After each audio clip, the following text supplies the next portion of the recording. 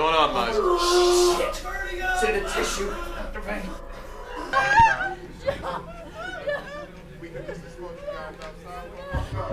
Смертельная инъекция. Как она устроена? В США смертная казнь применяется в 32 штатах. Она является наказанием за шпионаж, государственную измену и за угон самолета, повлекшим за собой смерть. Однако самым частым преступлением, карающейся смертной казнью, является убийство. На протяжении истории людей казнили с помощью расстрела, повешения, сжигания и множества других методов. Но на сегодняшний день была разработана более гуманная методика лишения жизни человека. Это смертельная инъекция. И сейчас вы узнаете, как она разработана. Обязательно не забудьте написать в комментарии, вы за смертельную инъекцию или против. Инъекция представляет собой введение в организм человека препарата, от которого человек мгновенно умирает. Ее придумали в США, и сейчас инъекция является главным видом в Китае, Таиланде, Мальдивских островах и во Вьетнаме. Смерть объявляется, когда останавливается сердце преступника. Обычно на это требуется 7 минут, но если же возникают осложнения, то время увеличивается. Так что же именно вводится в организм, что приводит к остановке сердца? По данным информационного центра по смертным казням, расположенного в Вашингтоне, смертельная инъекция состоит из 3 отдельных внутривенных капельниц. Первая капельница – это анестетик – тиопентал натрия.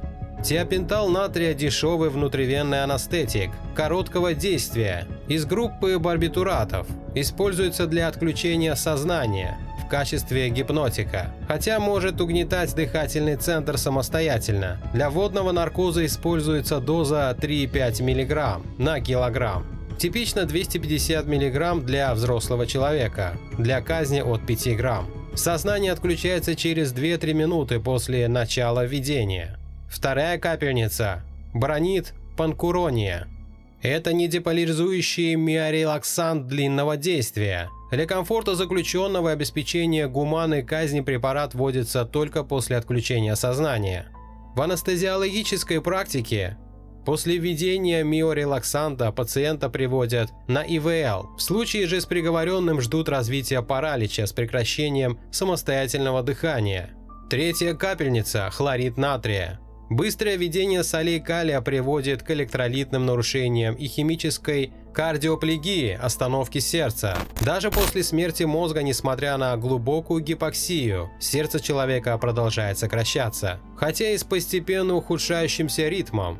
Хлорид натрия является дешевым и доступным средством для перевода брадикардии и электромеханической диссоциации в асистолию. Отсутствие электрической активности сердца в течение нескольких минут является удобным критерием для констатации смерти. Таким образом, казнь человека любого возраста и массы тела может быть осуществлена при внутривенном введении 100 мг павулона. Дополнительные препараты нужны из этических или практических соображений.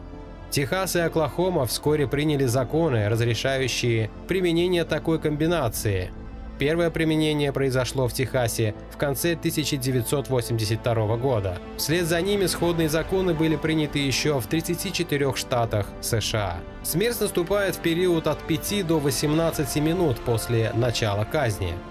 Существует специальная машина для ввода препаратов, но в большинстве штатов предпочитают вводить растворы вручную, полагая это более надежным. После наступления смерти проводится аутопсия, затем тело либо выдается родственникам казненного, либо производится его захоронение за государственный счет. После того, как в ряде штатов начались судебные процессы против применения смертельной инъекции, инициаторы которых утверждали, что использование описанного набора веществ приводит к неоправданной болезненности процедуры, были предприняты попытки заменить препарат, используемый при казни. Так, в штате Огайо решением суда штата техасский коктейль был заменен на смертельную дозу барбитуратов, используемых в частности в ветеринарии для усыпления животных. Хотя и считается, что смертельная инъекция – это самый безболезненный и гуманный способ лишить человека жизни, были случаи, когда возникали проблемы. В 1985 году Чарльз Уокер был осужден за 2 убийства и вооруженное ограбление. Он был осужден за убийство Кевина Пола и его невесты Шарон Винкер. Ища деньги на пиво, Уокер отнял у них $40 и застрелил их, в то время как пара ловила рыбу. Он был казнен в тюрьме Стэнвилл в 1990 году Иллинойсом смертельной инъекцией в возрасте 50 лет. Второй случай произошел с Джозефом Кенноном, чья казнь была назначена на 23 апреля 1998 года. Кеннона объявили в попытке изнасилования и убийстве в 1977 году, когда ему было всего 17 лет. Большую часть своей жизни он провел в камере смертника в ожидании своей смертельной иглы. Он произнес свои последние слова, и началось исполнение приговора. Но вена на руке сжалась, и игла выскочила из нее. Присутствовавшие на казни люди увидели, что Кеннон откинулся на кушетке и воскликнул: «Все пошло не так». Исполнители закрыли шторы на 15 минут, чтобы исправить проблему, после чего снова открыли, чтобы и Кеннон снова произнес последние слова, и приговор был приведен в действие. И, наконец, случай, который взбудоражил СМИ в прошлом году. Дойл Ли Хэм был приговорен к смерти в исправительном учреждении Дональдсона в городе Бессемен в штате Алабама. У Хэма был рак последней стадии, и он очень долго потреблял наркотики, из-за чего его вены стали едва заметны.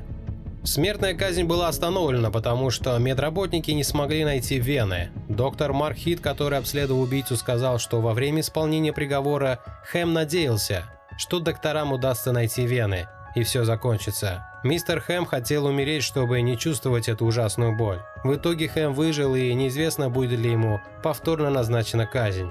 Это самые известные случаи, которые не удались при безболезненной казни.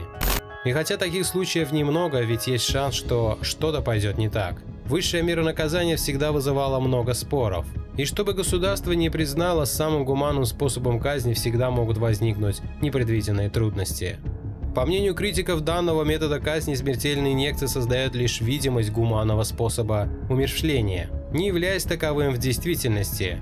По некоторым данным, на практике дозировки препаратов нередко нарушаются. Изучение записей о результатах вскрытия казненных в нескольких штатах США показало, что концентрация обезболивающих веществ в крови у них ниже, чем необходимо для хирургической операции, а в некоторых случаях настолько низка, что казнимые могли оставаться в полном сознании. В Китае на 2006 год около половины смертных казней производилось путем смертельной инъекции.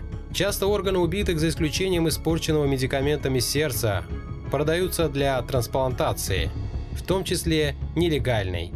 В Китае останки кремируются вскоре после казни без предъявления родственникам или независимым свидетелям.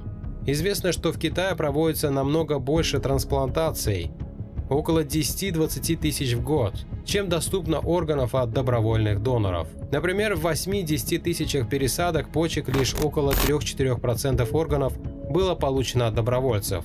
Начиная с середины 2014 года, по заявлению властей КНР, подобное изъятие органов будет производиться только с согласия приговоренного. Не забывайте ставить лайк и смотреть мои другие видео. А с вами был Смартик. Всем пока!